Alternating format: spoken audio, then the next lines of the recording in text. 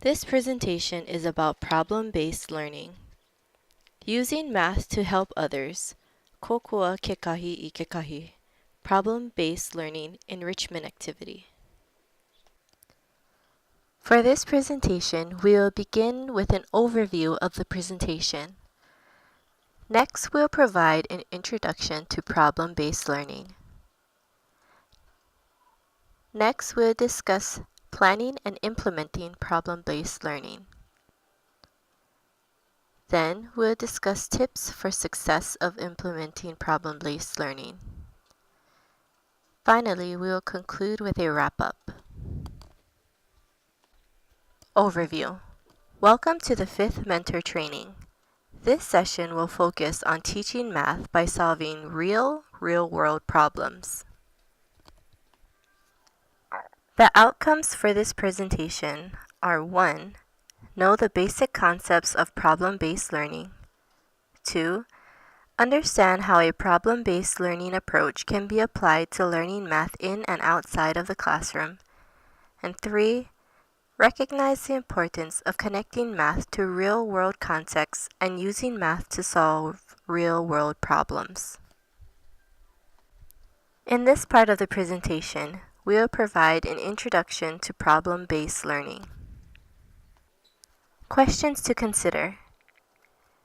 How do you define problem? How do you typically solve a problem? Think about if you see patterns in how you solve problems. What are some specific lessons you have learned through solving problems? Take a few minutes to think about these questions and write down your answers.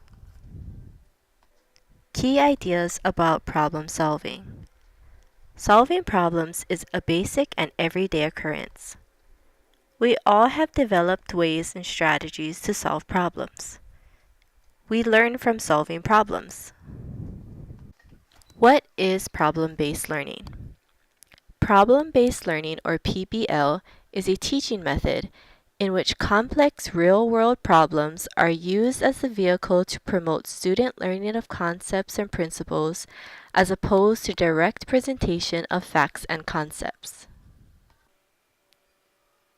What is problem-based learning videos? View the videos at the provided links to learn more about problem-based learning. Characteristics.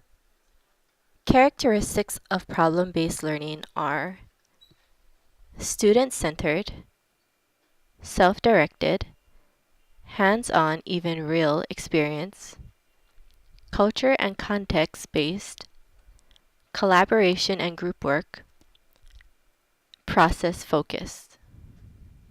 Questions to consider. What are some specific examples of real-world problems in your community that can be solved using math? What about in the country? In the world? How can solving real-world or real-life problems using math help students to learn math better?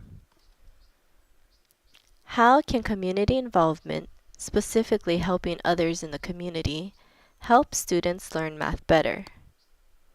Take a few minutes to think about these questions and write down your answers. In this part of the presentation, we'll go over planning and implementing problem-based learning lessons. Let's see an example of PBL in a math class. View the video at the link provided, or if you're in the online course, view the video below. Questions to consider for planning problem-based learning lessons. What is the PBL session learning objective? The objective provides overall direction to PBL session design. What is the problem? The problem provides the key units for structuring relevant learning experience. What are the resources available to students? Students are encouraged to use a variety of resources for self-learning. What are the students' preferences? Teachers plan learning objectives, but student input is necessary to plan the process. What is the expected behavior? Students could be engaged in different learning behavior such as exploring, elaborating, and evaluating that mirrors real-world problem solving. How will the active learning experience be planned? Students can be engaged in different interactive class or field activities. How will students make a connection with real-world experience? Real-world examples establish authenticity and lead to higher concepts. How will students be motivated? Design problems and activities around student interests, cultural background, and life experience to motivate students to actively participate in knowledge discovery and problem solving. How will a self-directed learning environment be created and maintained? Developing effective learning behavior requires an environment in which students feel safe in exploring different avenues. Step by step. Problem-based learning uses a specified step-by-step method to guide the students through the problem-solving process. The following slides include the 8 steps for Project Beam Kapilina Noel. Step 1. Select an issue, macro level. Guiding question. What is an issue that you are interested in solving? Step 2. Study the issue to identify some problems that impact you and your community, micro level. Guiding questions. How does the issue impact you and/or your community? Why is the issue important to you and your community? Step 3. Select and present a problem to solve using mathematical procedures and thinking. Guiding questions. Which problem are you able to tackle during the project period? Is the problem solvable by applying mathematics? How do you present the significance of the problem in a mathematical way? Step 4. Investigate the problem and develop a data or information collection and analysis plan. Guiding questions. What is known and unknown about the selected problem? How might you group known and unknown variables? Based on the investigation of the problem, what variables might affect the problem?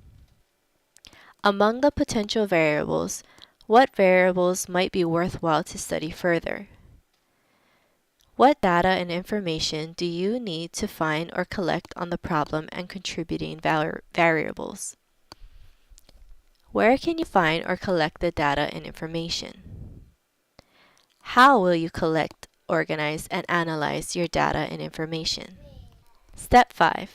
Collect and analyze data and information and find solutions by applying mathematical procedure and thinking. Guiding questions. What data and information did you collect on the problem and contributing variables? Based on the data and information collected, what are the possible solutions of the problem? How did you get to the solutions? Is there a causal relationship between the problem and variables, cause and effect? Can you formulate an equation to show the relationship? Step 6. Evaluate the solutions. Guiding questions. Among the possible solutions, what is the best solution? How can you verify that it's the best solution? Step 7. Reflect upon your learning. Guiding questions. What did you learn from this activity? What did you learn from your peers and group discussions? And finally, step 8. Consider the potential use. Guiding questions. What parts of the solution can be used to solve similar problems? How can others use the solution in the future? In this part of the presentation, we will review some tips for success. Tips for successful PBL. Prior knowledge. The amount of prior knowledge and activation of the prior knowledge in the discussion is a very important determinant of the achievement and increasing the interest among students. Quality of the problem. The well-constructed and relevant problem will motivate students, trigger and stimulate discussions, and increase the time spent in self-study. Facilitation behavior. Teachers, as facilitators, can maintain communication, collaboration, and critical thinking among the students. Student-centeredness. Motivation of the students is increased when they are asked to lead the learning process. Putting students in charge will lead to application of the self-determination for learning. Teamwork. Team dynamic will ensure that everyone is participating efficiently and effectively. Communication and cooperation. Communication and cooperation are both inherent and essential concepts of well-developed PBL, leading to improvements in teamwork. Well-functioning communication protocols among students can be useful and often lead to efficient collaboration in all steps of PBL process. Organization. Organizational skills are other key components students need to learn and acquire via PBL. Teachers can support this skill set by defining structures for group work and suggesting systematic processes towards solving the problem. Ground rules. Ground rules are also often very important in maintaining the organization of the group work and maintain team dynamic.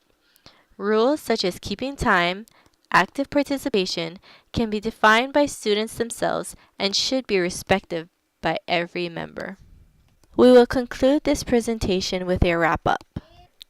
Please remember to take the training post-survey.